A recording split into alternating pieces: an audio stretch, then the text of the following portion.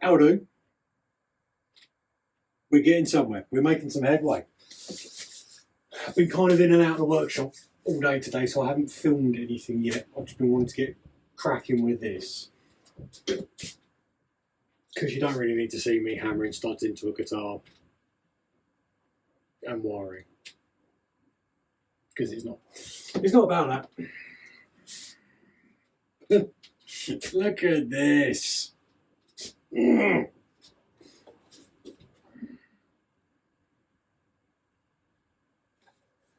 I'm well happy. So, end of the last video, if you remember, body was hanging up in the other room, and we were talking. I was talking. That the customer was going to come see it, and hopefully he would like it. Bit nervous. He liked it. Asked if it could go a tad darker. So we have gone another light couple of coats over the top of it, and just moved it up a bit more. And I think it looks rad for doing it. It's still translucent. You can still see all the grain through it. There's loads of different little layers and bits and pieces going on with it. But it's cool. I am super happy with how it's come out. Hang on. I'll come to you. Is that in focus?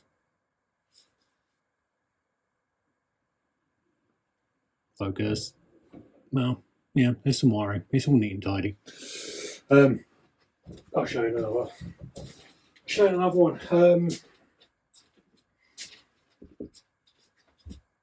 It's cool.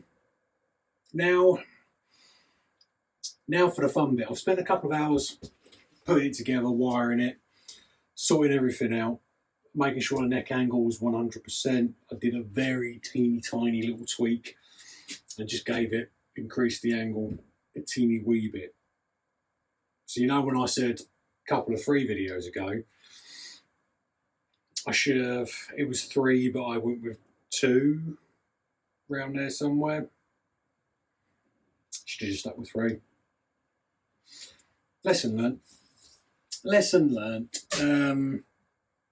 I was kind of just stacking the bridge up on things to make it roughly where it needed to be. Probably should have put the thimbles in the guitar. But hey ho, it was an easy fix. Been trying to buff out the neck because there's loads of little surface scratches in it. Not from me, before anyone likes to comment down below. This is from EGC, they just haven't buffed it out very well. But nothing's really touching it and getting it to be in a super high gloss, sparkly aluminium finish. I've gone through all of my automotive compounds. Sorry, just see one of the bottles spewing. Trying to get it to buff out. And the thing I found that works the best with it is Silvero. Silvo? That stuff anyway. That brought it up the best. Still not got the scratches out though. Such is life. So now we're at the point of putting strings on it for the first time, seeing what we're going to be doing with the action,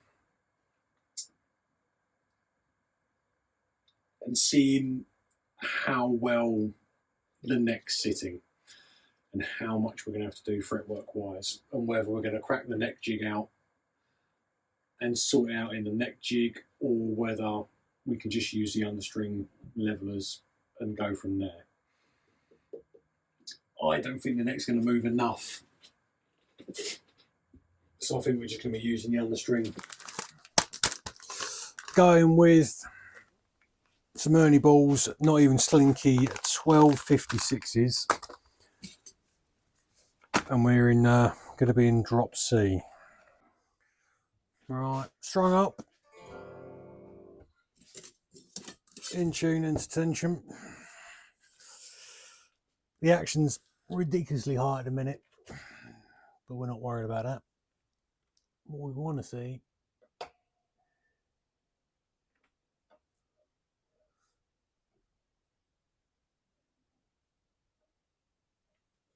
is what we've got going on with the neck.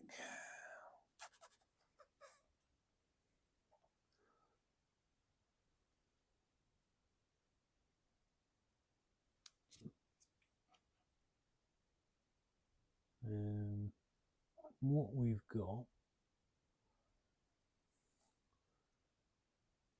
is loads of relief. It picks up at the 15th fret and then drops right back off for the last two.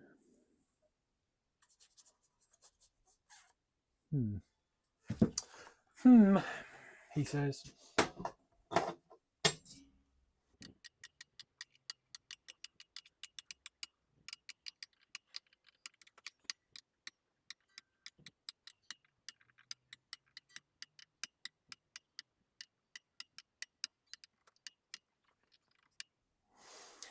See what I mean? Can you see from there? Yeah, I'll pull you in.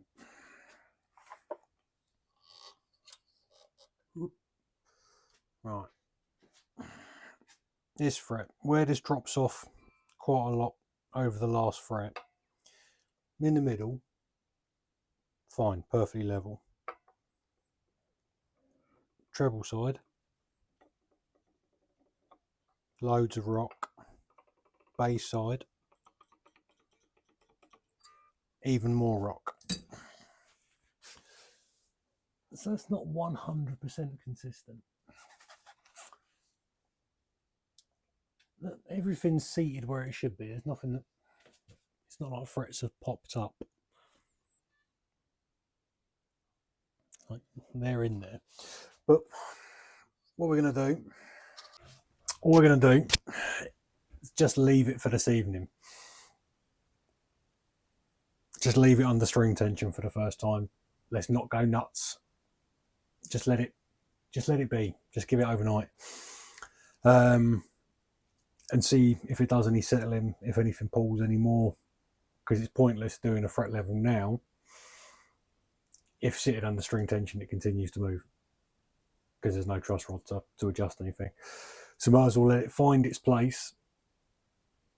Tomorrow we'll come out, we'll do some fret work, pull the strings back off of it, recrown it, polish it, get it all finally set up, and it'll be good to go.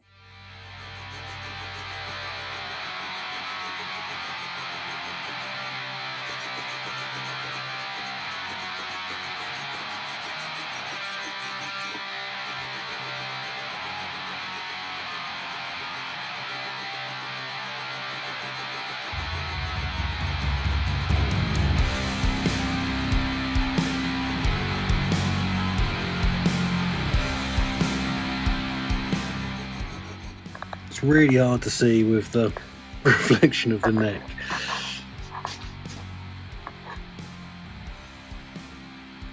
You see there's a weird like hollow there. Let's see where the blue still is here. Weird hollow there. And it starts dropping off there.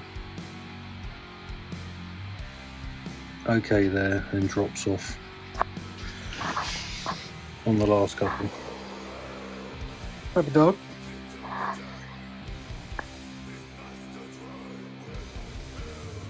So let's keep going. Let's try and get these two. I'm not as fussed about. A fall away at the end isn't the end of the world because I like to put a fall away on all my stuff anyway. What I want to do is get this bit dressed out of it, because this will be, when you push there, you'll end up fretting out just because the way the frets are sitting. So we want to get all that bit dressed out, definitely.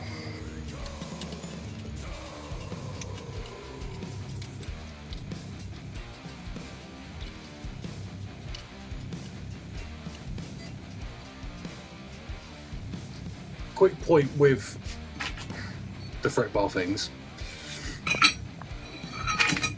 Great piece of kit, really good piece of kit. Doesn't replace the neck jig. That has its place. That is a very expensive but very good piece of kit. With these, you have to pay attention to how you're leveling. Otherwise, you can put a compound radius into the frets, which isn't the end of the world if you've got brand new fresh frets. But if you're doing it on like lower stuff or on tighter radiuses and stuff like that, you can end up sanding, because the neck tapers, yeah, fretboard tapers, and if you're following that, you're sanding a comb into the frets, yeah? You get me? You understand? If you stay straight, you're going to stay with a radius. So you've got to pay attention to that. Only thing you need to look at for them, really. Other than that, really good. It's levelled. They're all level to themselves. They're level across the top of the frets, not to the board, which is something you have to do with old shit. Shouldn't really have to do with new shit. Hey ho. So we're going to pull the strings off, crown it, polish it. The fret ends aren't bad, but you know, they'll get taken care of as part of the process. And then new strings, and let's get the setup sorted.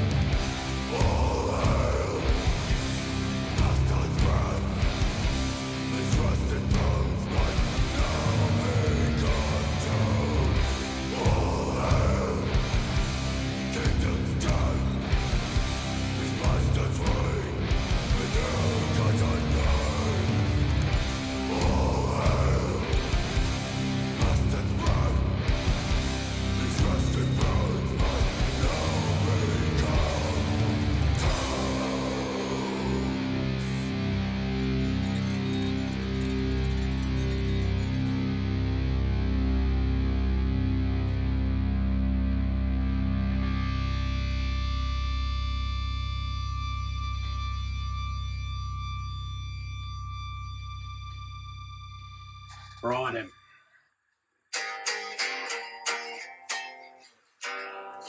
It's a guitar. It's cool. It's not. I've still got to put some strap buttons on it. Should be arriving today. I don't think it's going to be super neck divey. It's definitely neck heavy, but I don't think it's going to do that. Find out when I put some strap buttons on it.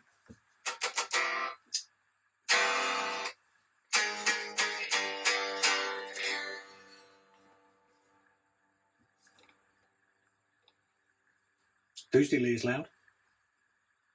Rings as well, like it's still ringing.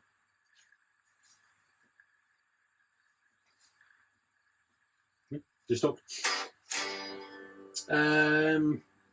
Should we hear it? Let's do some sound tests. Kill switch.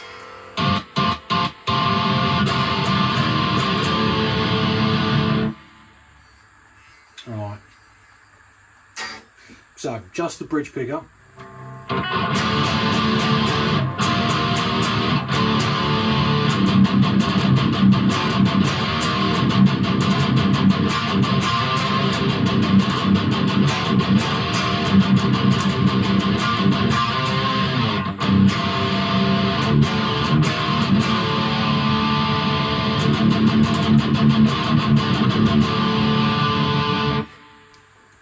That's angry. Neck pickup.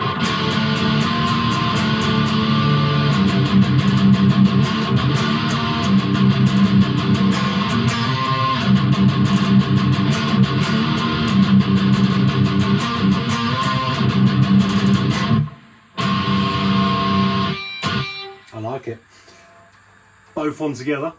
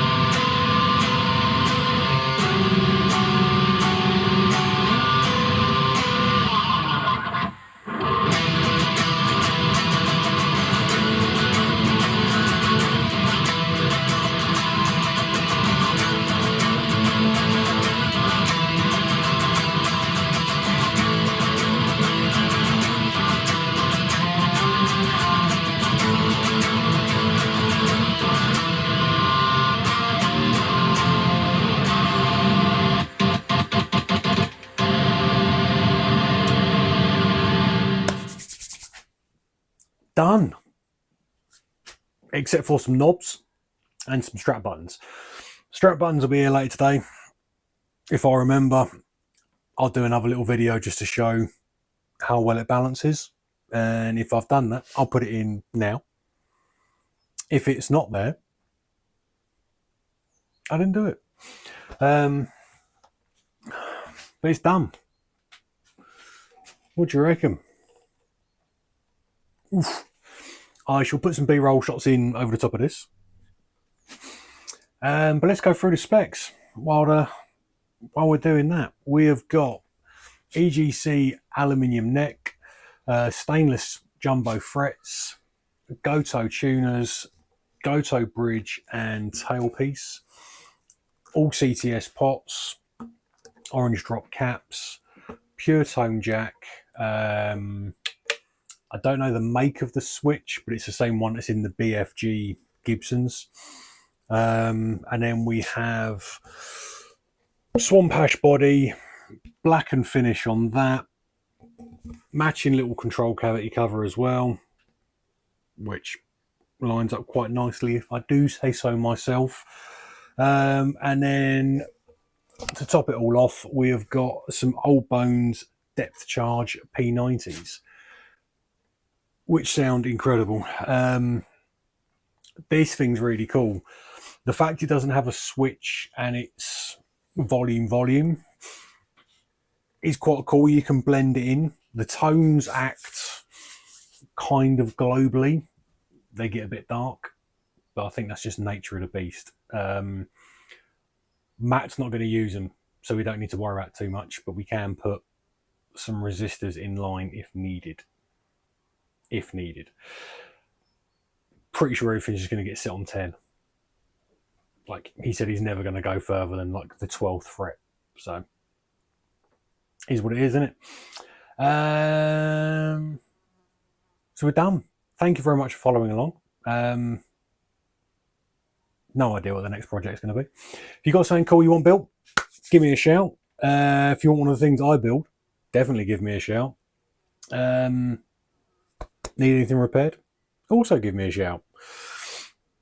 Right, till next time.